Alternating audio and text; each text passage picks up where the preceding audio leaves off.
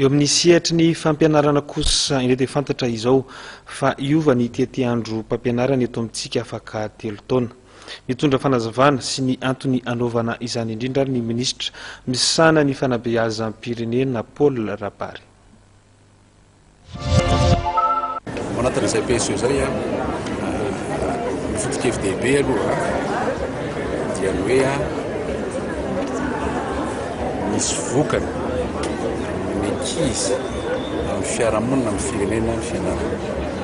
Maka ohatra zao isika zao manao examen baccalauréat mois de juillet, mois d'août. Za mpampianatra amin'ny université ny amin'ny université mois de mars vao miditra ny année scolaire. D'accord? Ina nataon'ilay mpianatra du mois de septembre, octobre, novembre, décembre, janvier, février, mars. Fito volana ny mpianatra afaka baccalauréat. Mahery toro hoe zay vao afaka manana chance rehetra ny université.